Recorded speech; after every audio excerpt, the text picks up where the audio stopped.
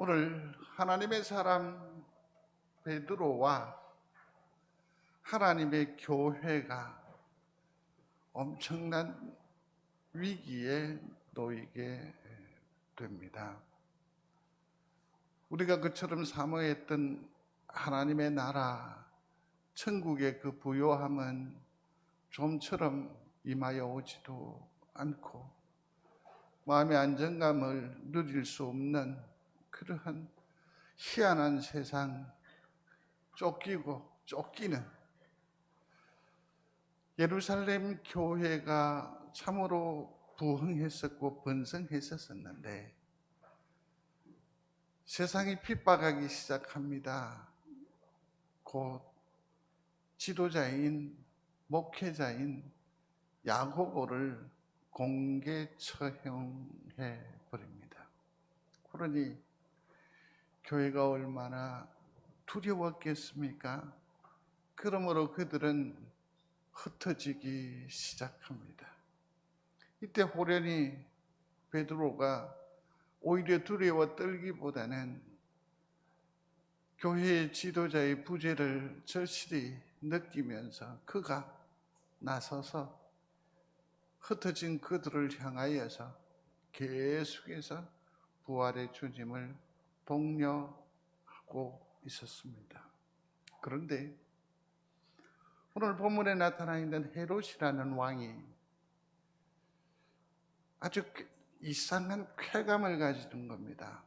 다시 말해서 이 사람 총독은 이둠의 사람입니다. 성경에서 따기 앞에 지명을 붙인다라는 것은 그가 유대인이 아니거나 하나님의 권속이 아니었을 때에 주로 앞쪽에 지명을 붙여서 그 사람을 구별하기도 하거든요. 이둠의 출신이라고 했으니까 그는 이방인입니다. 어쨌든 그가 로마의 어떠한 뇌물을 통해서 그 책임을 가졌는지 그 내막은 우리가 알 수 없지만 그가 로마의 아무리 큰 권력이라고 하지만 그가 다스리는 사람은 유대, 팔레스틴 유대인들이란 말이에요. 그러니 저들의 협조와 저들의 환심을 얻으면 통치가 비교적 수월할 뿐만 아니라 자기가 눈치를 보아야 하는 로마에 자기의 면이 서기 마련 아니겠습니까? 야고보를 공개 처형을 했더니 어라? 대부분의 유대인들이 환호합니다. 좋아합니다. 여기에 고무되어서 헤롯이 사람 몇몇을 잡아들입니다. 권력의 맛이 들면 그와 같은 흡사한 일들을 서슴없이 행하거든요.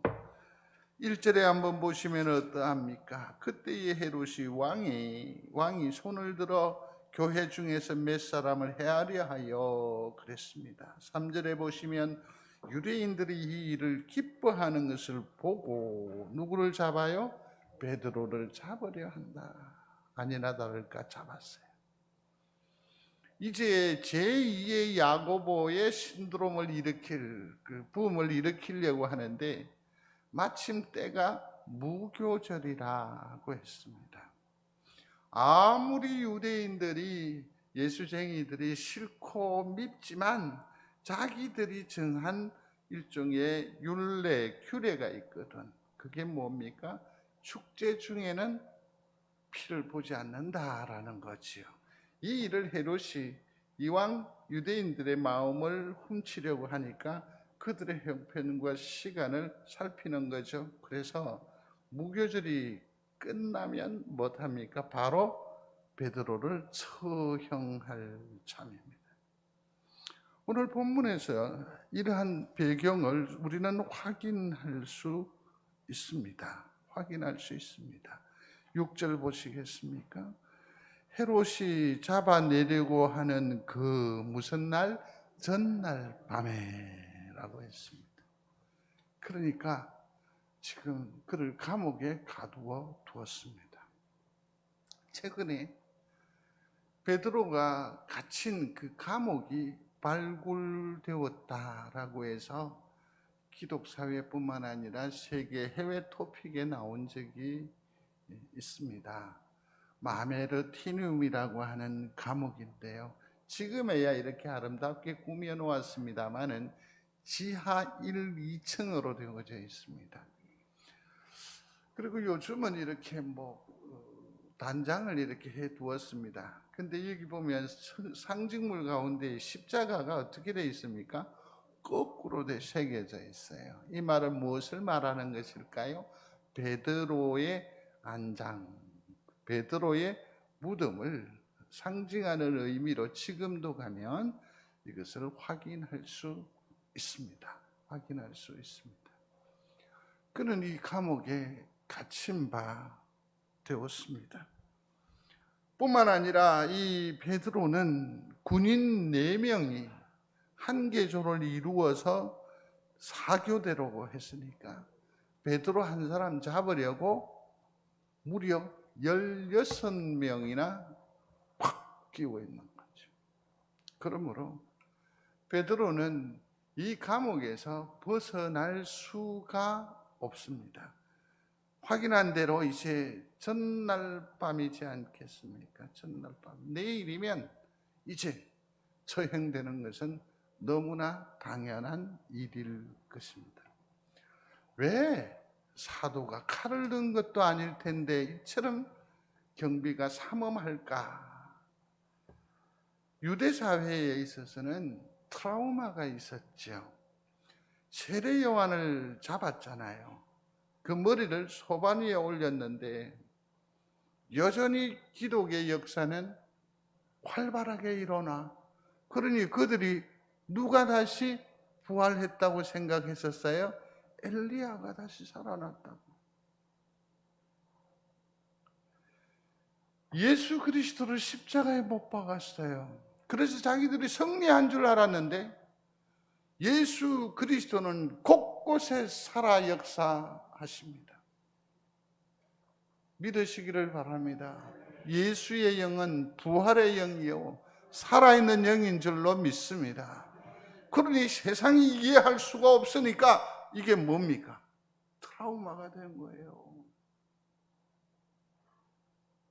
영의 사람, 영적인 일을 감당한 베드로를 자기의 정치적인 어떤 그 목적을 가지고 넘어뜨리고 쓰러뜨리고 이제 없이 하려 하지만 이 트라우마에서는 벗어날 수가 없는 거죠. 그래서 그를 한 명을 지키는데 지하 2층에다가 쳐넣어 놓고서도 몇 명이나 16명이 그를 꽉 끼고 있는 거예요. 꽉 끼고 있어요. 제가 한번 생각을 해보았습니다. 만일 사면초가죠. 다 막혔습니다. 이렇게 감옥, 영어의 몸이 되어지면 무슨 생각을 하게 될까? 응? 더 어려운 질문일 수 있을 텐데 코로나 이 전국에서 우리가 할 수 있는 게 뭘까요? 뭘까요? 코로나 바이러스의 이 사태가 하나님의 역사입니까? 사탄의 역사입니까? 이것부터 빨리 분별할 줄 알아야. 사탄의 역사이면 싸워야 돼요. 박멸해야 돼요. 주여 물리쳐 주십시오. 그러나 여기에는 피 흘림밖에 없어요. 이 불편부당한 이 일이 하나님의 주관, 주재권 가운데 일어나는 일이라고 한다면 우리의 기도의 제명은 훨씬 다양할 거예요. 이 시대를 살아가는 방법이 세상과 같지 않을 거예요. 기도의 제목이 달라져요. 이것을 어떻게 분별하느냐고요? 오늘 제가 잠시 기도하면서 생각을 해보았습니다마는, 성도 여러분, 우리의 감사 예물 가운데에 한두 글자라도 새겨 감사의 마음을 옮겨보시기를 바랍니다. 이게 내 간증이에요. 아멘? 이게 내 고백이에요. 이게 내 찬양이에요. 자빠졌는데 일어나게 해주셔서 고맙습니다. 그것만 해도 되잖아요. 새기는 감사, 훨씬 더 감동입니다. 훨씬 더 감동입니다. 어떤 분은 문장 구성에 있어서 염려를 많이 하세요. 그러나 괜찮습니다. 여러분들의 기도의 제목을 읽는 사람은 송정제일교회에서는 황 목사 한 사람밖에 없습니다. 들으시는 이도 하나님밖에 없습니다. 근데 하나님께서 황 목사에게 지혜를 주셔서 가려 읽게 하시고 문장 토시 다 맞추어서 하나님께 기도하는, 잘하는 거죠? 새겨보시기를 바랍니다. 이게 얼마나 귀중한지요. 어떻게 이 시대를 내가 분별하고 있느냐? 오늘 감사의 제목을 돌아가셔서 빈 용지에 써보십시오. 그러면 이 코로나, 이 전국이 하나님의 뜻 아래 있는지 사탄의 역사인지 분별될 겁니다. 참고로 하나님의 좌중에 있음을 믿습니다. 그러므로 이 전국에 우리는 생각해야 돼요. 우리는 기도해야 돼요. 여기에서 하나님의 뜻을 발견하지 못하면 우리는 코로나의 제1차적인 피해자가 될 것입니다. 왜 하나님께서 이 코로나를 주셨는지, 왜 이처럼 불편부당하게 했는지 발견해 보시기를 바랍니다. 그러면 기도의 내용이 달라질 거예요. 다시 본문으로 돌아와 오겠습니다. 성도 여러분, 이렇게 난감한 처지에 할 수 있는 게 뭘까요? 뭐 한다고요? 기도하죠. 그러나 그 이전에 얼마나 불편했겠어요. 하나님,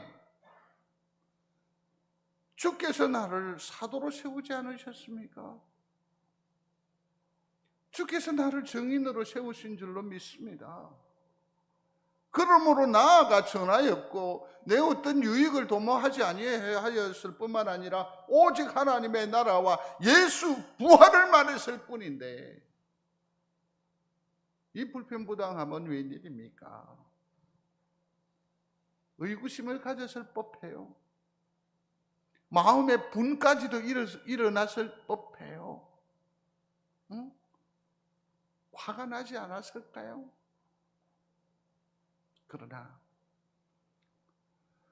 결국 우리가 선택할 수 있는 것은, 베드로의 유일한 선택은 기도라고 생각을 합니다. 성도 여러분, 삶이 공고함에 이르거든 기도의 끈을 결코 놓지 않는 지혜롭고 신실한 믿음의 사람이 되시기를 주의 이름으로 축원합니다. 기도하는 거죠. 그러면 여기서 우리가 보다 깊이 베드로의 심사를 헤아려 보겠습니다. 베드로는 무엇을 기도했을까? 무엇을 기도했을 것 같아요? 무엇을? 참고로 베드로가 감옥에 한 번만 갇힌 게 아니에요. 이번이 처음이 아니에요. 사도행전 5장으로 가보면 그가 또 감옥 직전에 가 있었어요. 그러면서 사람들이, 제사장들이 불러서 다시 다시는 예수를 입에 담지 말라고. 그런 위기가 있었어요.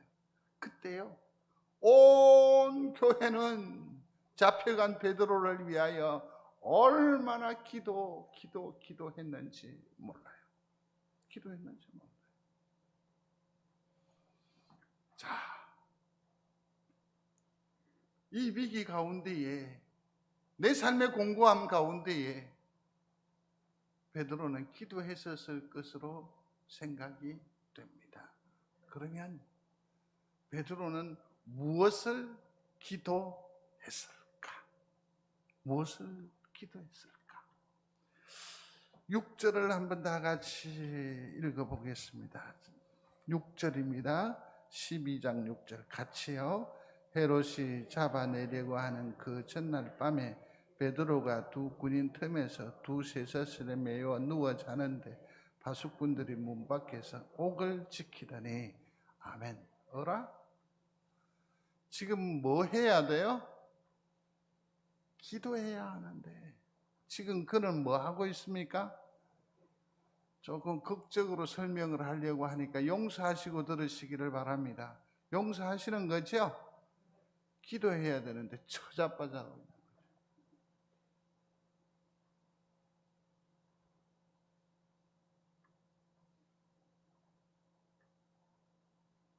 5절 보십시오. 같이 읽습니다. 이에 베드로는 옥에 갇혔고 교회는 아멘. 교회는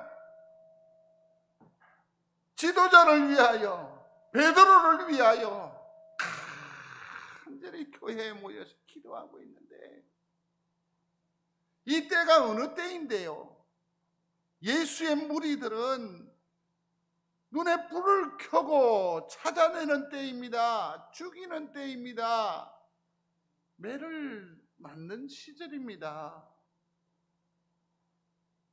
그 오면은 위기를 알면서도 베드로를 위하여 교회는 못합니까? 간절히 기도하는데 이 사람 사도 베드로는 잠을 자고 있습니다. 잠을 자고 있습니다. 8절 한번 보겠습니다. 8절. 제가 이걸 자꾸 8절입니다. 같이 합니다. 시작.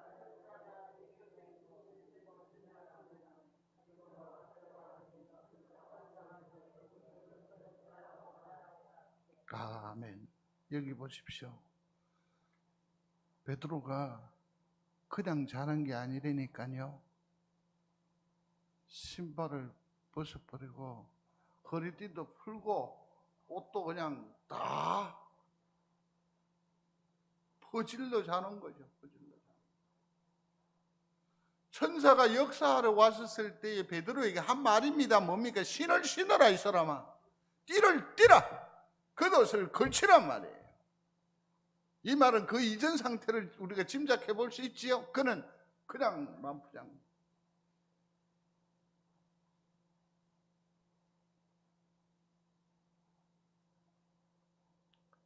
무엇을 기도했을까?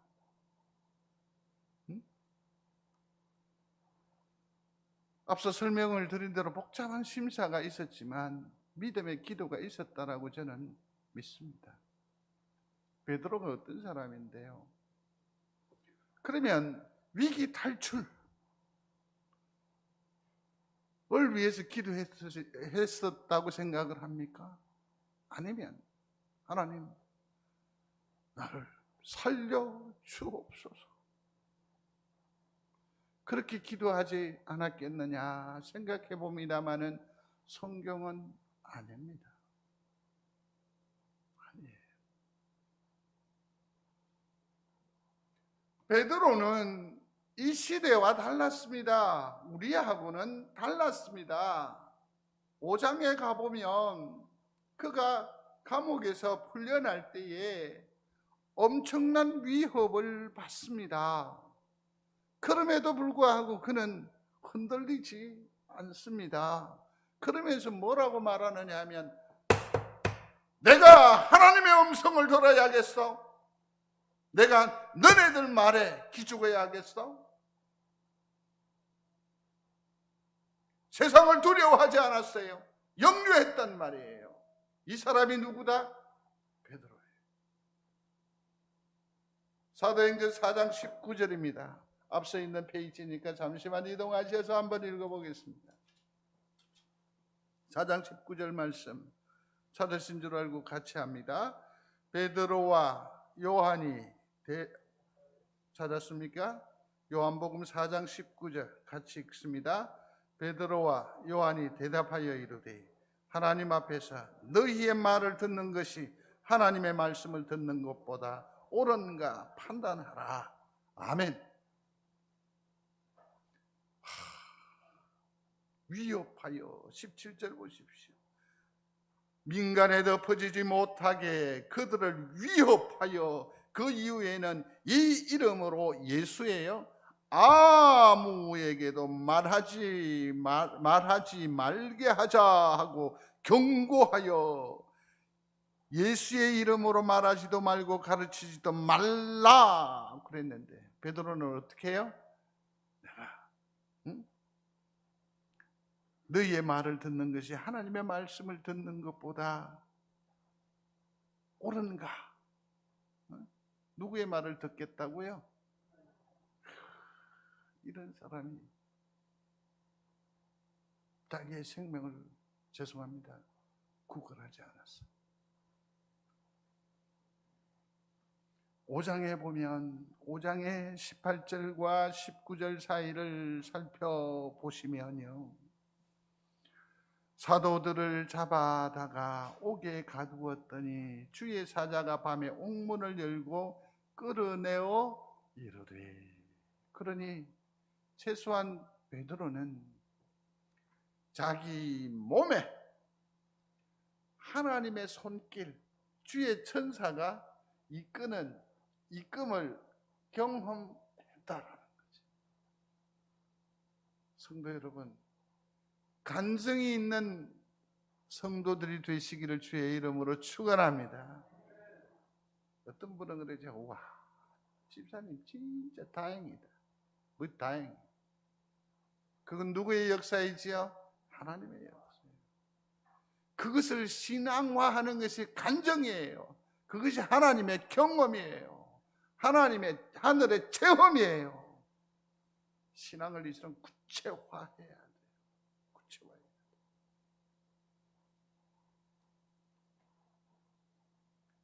29절에 있는 말씀인데 같이 읽겠습니다. 주여 이제도 그들의 위협함을 굽어보시옵고 또 종들로 하여 담대히 하나님의 말씀을 전하게 하여 주시오며 아멘. 베드로는요 자기 목숨을 구걸하지 않았습니다. 오히려 사명을 구했다라는 거죠. 성도 여러분, 오늘 이 시대에 내가 할 일이 있을까요? 없을까요?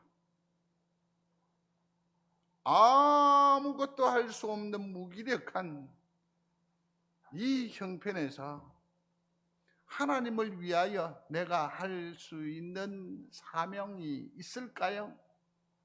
있습니다. 발견하십시오. 발견하십시오. 창문을 열고 기도하십시오. 창문을 열고 찬송하십시오. 당당하게 주의 날에 나올 때에 전에는 교회에 성경을 두고 가셨으면 요즘은 일부러라도 성경을 들고 오십시오. 이게 세상에 대한 우리의 선전포고요. 우리의 사명 이행임을 믿습니다. 곳곳에 다니면서 황 목사처럼 내가 목사요. 내가 목사인데요. 내가 목사입니다. 여러분들도 말씀하십시오. 내가 성도입니다. 내가 권사입니다. 내가 송정제일교회입니다. 왜 당당하지 못합니까? 베드로는 당당했었습니다. 당당했었습니다. 자, 그렇다면 베드로는 생명을 위한 기도를 하지 않았다라는 것에 어느 정도 증명이 되는데, 그렇다고 한다면 교회는 어떻게 베드로의 생명을 위해서 기도하지 않았겠느냐 기대해 볼 수 있지 않을까요? 베드로가 주의 이끄심을 입었어요. 그 이전에 베드로가 자기의 생명을 구걸하지 않았다라는 것은, 다시 본문으로 잠시 돌아오시기 바랍니다. 12절 보십시오. 거기 보면 8절의 끝자락에 보니까 겉옷을 입고 따라오라 한데, 9절입니다. 같이 읽습니다. 베드로가 나와서 따라갈새 천사가 하는 것이 다시 생시인 줄 알지 못하고 환상을 보는가 하니라. 아멘. 11절 앞에 보면 이에 베드로가 뭐가 들어? 정신이 들어. 베드로가 감옥에서 하나님 살려주십시오, 나의 위치를 바꿔주십시오, 그것을 기도했다고 한다면 천사가 나타났을 때에 그가 당연히 드러내어야 할 반응은 할렐루야 해야 돼요. 이 말은 뭐죠? 그 일을 위해서 기도하지 않았다는 거예요. 교회를 봐요. 그래서 베드로가 그들이 모여있는 곳으로 갔다는 것 아닙니까? 여기는 마태복음의 도움을 좀 받아야 돼요. 마태의 도움을 받아서 마태복음으로 넘어와 보면, 그랬더니 여종이 나와요. 그 여종 이름이 아주 이쁜 이름인데 누군지 아시겠습니까? 로데라고 해요. 로데. 문을 빼꼼 열고 보니까 거기 누가 와 있겠습니까? 베드로예요. 근데 문을 톡하니 닫아버리고 안으로 들어가요. 그리고는 많은 기도하는 사람들 가운데에 베드로가 왔다고, 오셨다고, 선생님이 오셨다고. 그들 모든 성도들의 반응은 뭐죠? 미쳤다. 여기서 우리가 알 수 있는 것은, 그 교회는 아픔이 있지만 위기에 처해 있는 교회는 베드로의 생명을 위해서 기도하지 않았다는 거죠. 최소한 만일에 생명을 위해서 기도했다면, 주의 종을 살려주십시오, 주의 종을 우리에게 되돌려 주시기를 원합니다, 기도했다고 한다면 베드로가 주의 역사로 살아왔었을 때에 당연히 보여야 할 반응은 똑같아요. 아까 뭡니까? 할렐루야 그래야 하는데 이들은 오히려 어떻게 반응합니까? 미쳤다. 베드로가 살아 돌아온다라는 것은 아무도 기도하지도 않았고 상상하지도 아니하였고 생각하지도 않았던 거예요. 그렇다고 해서 교회가 불신의 기도라고 저는 생각하지 않습니다. 왜냐하면 이 시대는 위험의 시대입니다. 자기가 예수 믿는 사람으로 노출이 되면 누구처럼, 주님처럼 십자가에 달리는 살벌 시대예요. 그런데 그들이 모여서 기도했다라는 것, 그런데 그분들의 기도를 두고서 불신앙이라든지 또 혹은 불신의 기도라고 저는 말하고 싶지 않습니다. 아니에요. 앞서 한번 제시했습니다만 그들은 무엇을 기도했다? 사명을. 복음이 무너지지 아니하고, 복음이 깨어지지 아니하고, 복음이 왜곡되지 아니하고, 복음이 주눅들지 않도록 그렇게 기도했다라는 거죠. 성도 여러분, 이 시대를 살아가면서 복음을 위하여 기도하는 성도가 되시기를 바랍니다. 예배의 회복을 끝없이 기도하는 여러분들이 되시기를 바랍니다. 세상의 소망은, 유일한 희망은 교회임을 믿습니다. 교회가 문 닫으면, 교회가 무너지면, 교회가 왜 무너집니까? 예배가 무너지면 교회는 그 능력을 상실합니다. 존재 이유도 없게 되지요. 우리의 기도의 노트를 새로 쓰십시오. 사도행전 29절에 뭐라고 하던가요? 복음을 전하게 해달라고, 담대하게. 그러면서 다시 오늘 본문으로 돌아와 보면 12장 12절에 거기 있는 사람들이 거기에 모여, 맨 마지막 부분에 있는 말입니다. 거기에 모여 뭐 하고 있더라? 기도하고 있더라. 기도의 제목이 동일해요. 사랑하는 성도 여러분, 이 시대를 기도로 구원해내는 우리 성도들이 되시기를 주의 이름으로 축원합니다. 축원합니다. 근데 참 한 가지 궁금한 게 또 있어요. 험난한 시대를 살면 생각이 분분해지기 마련이지 않습니까? 왜 하나님께서는 베드로를 적극적으로 구원하시지 아니하셨을까? 아니요, 저 개인적인 생각을 봐도 그래요. 하나님께서 이왕 주실 은혜를 좀 미리 주시면 안 되겠습니까? 그렇게 얘기하고 싶은 때가 한두 번이 아니거든요.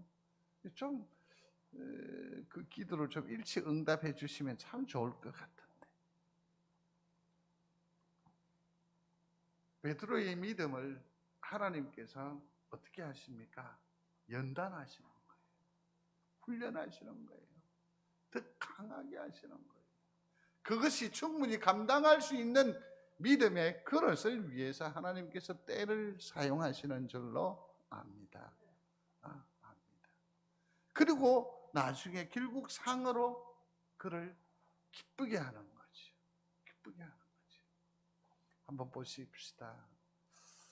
주는 그리스도시요 살아계신 하나님의 아들이십니다. 이게 교회의 어떤 의미로 봐서 모퉁이들과 같은 기초가 되는 엄청난 얘기잖아요. 한번 큰 소리를 읽어보겠습니다. 주는 그리스도시요 살아계신 하나님의 아들이십니다. 아멘. 그래놓고 베드로 무너졌어요. 그죠? 사탄아 물러가라. 그 소리를 들었어요. 신앙은 말에 있지 않습니다. 각오에 있지 않습니다. 제가 여러 성도들에게 들었던 그 신앙의 무용담들을 제가 다 기억합니다. 죄송합니다. 그 무용담들을 묶어 놓으면 송정제일교회는 큰 성이 되었을 겁니다. 신앙은 말이 아니거든요. 또 읽어보겠습니다. 다 주님을 버릴지라도 죽어도 주님을, 최소한 우리는 주일 되면 주일을 참석하지 못할 때 여러분 머릿속에 제일 먼저 누가 생각납니까? 하나님? 아닌 것 같더라고요. 황 목사 생각한다며. 황 목사 눈치 보지 마십시오. 뭐 저를 눈치로 보고 그래요. 최소한 그런 양심의 찔림이라도 있는데 야는 어떻게 합니까? 저주까지 하면서 주님을, 그 믿음은 다짐으로 되는 게 아닙니다. 달기 우니까 밖에 나가서 자기가 하나님 앞에 부끄러우니까 통곡을 하지. 통곡을 하지. 요즘 우리나라에 아주 흔한 눈물이 있습니다. 그게 뭔지 아십니까? 소리하십시오. 악어의 눈물.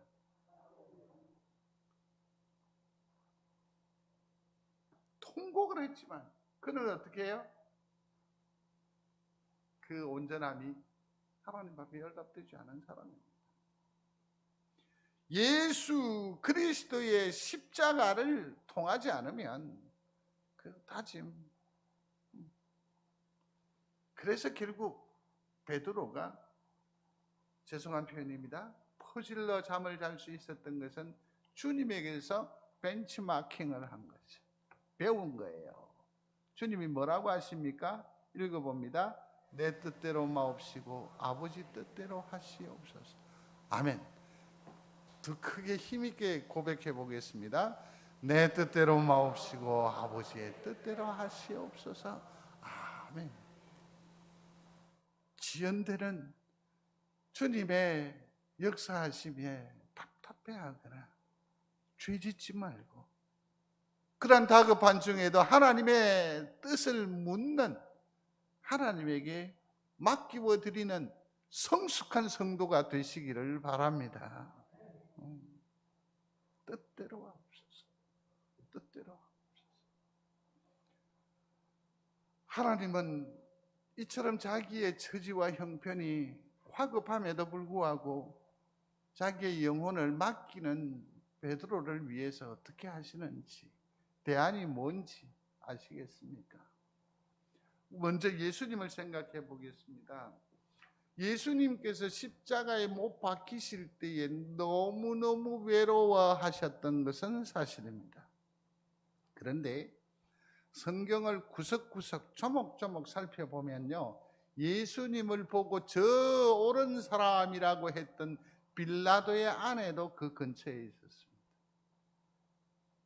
골고다 길을 따르던 많은 사람들이 있었습니다. 울면서 따라갔던 여인들도 있었습니다. 예수님을 알고 그렇게 지내던 사람들, 멀리서 주님이 가는 그 걸음에 대해서 눈물을 흘리면서 환송하던 여인들이 있었습니다. 십자가를 대신 져준 구레네 사람도 있었고요, 한편 강도도 있었고요, 밑에는 백부장도 있었고요, 아리마대 요셉도 있었단 말이에요. 십자가를 보면서 가슴을 치면서 주님 안타까워했던 사람들이 있었어요. 그럼에도 불구하고 그들의 마음 씀씀이를 주님께서 그들의 눈물을 보았음에도 불구하고 하나님께서 예수 그리스도를 위한 대안은 무엇이든가요?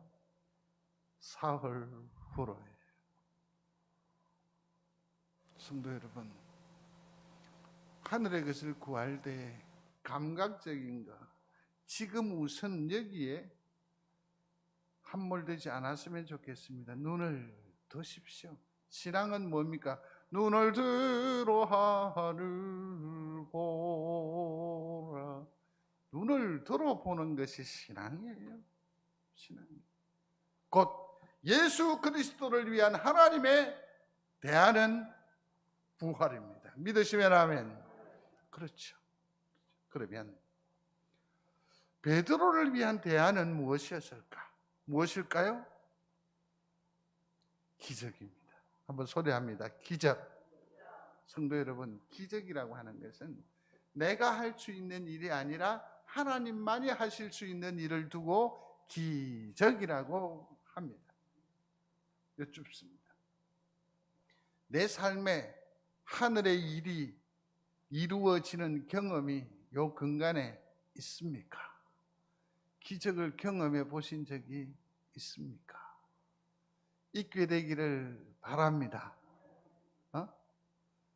믿음이 기적을 부른다라는 것을 왜 모르세요? 다음 주에는 모험에 대해서 잠시 생각을 할 것인데, 믿으십시오. 그러면 그 기적이 내게 열릴 줄로 믿습니다. 믿음으로 두드리십시오. 믿음으로 찾으십시오. 기적은 어느샌가 내 삶의 자리에, 내 심장 가운데로 들어오게 됨을 찬양하게 될 줄로 믿습니다. 그래서 삶을 기적으로, 기적의 열매들로 주렁주렁하게 만들어가는 여러분들이 되시기를 바랍니다. 베드로에게 행하셨던 그 대안이 우리 성도들을 위한 하나님의 대안이기를 바랍니다. 말씀을 맺습니다. 같이 한번 봉독하겠습니다. 내 길을 여호와께 맡기라. 그를 의지하면 그가 이루시고 내 의를 빛같이 나타내시며 내 공의를 정오의 빛같이 하시리로다. 아멘. 맡기십시오. 어느 정도로 퍼질러 누울 정도의 평안함으로 이 시대를 감당하는 여러분들이 되시기를 바랍니다. 맡기지 못하니까 불안한 겁니다. 초조한 겁니다. 내일 총회 울산에서 해요. 저는 2차까지 다 맞았고 14일도 다 지났어요. PCR이라고 검사하는 거 있잖아요. 금요일에 가서 했어요. 그러니까 토요일 8시 좀 지나니까 해운대구청에서 바로 문자가 오대요. 당신은 음성입니다. 요걸 가지고 가야 총에 들어간대. 근데 어저께 또 문자가 또 왔어요. 울산시가 부산시 거는 못 믿는다고. 내일 입장할 때 다시 콧구멍을 주시겠다고 그러는 거예요. 응? 응. 불편합니다. 짜증납니다. 그러나 이 불편과 이 짜증과 이 부질없음까지도 여호와께 맡기우시기를 바랍니다. 주께서 우리를 지키시고 붙드시고 역사하여 주심으로 우리의 삶이 기적이 빈번한 사도행전의 역사가 되게 하실 줄로 믿습니다. 기도하겠습니다. 베드로가 불편부당한 환경과 처지 가운데에서도 진정한 믿음을 선택했듯이 우리도 이 혼잡한 시대에 하나님을 더욱더 의지하며 당당한 믿음의 용사로 살아갈 수 있도록 주님, 우리 모두에게 저보다 훨씬 강력한 믿음을 주옵소서. 예수님 이름으로 기도드리옵나이다. 아멘.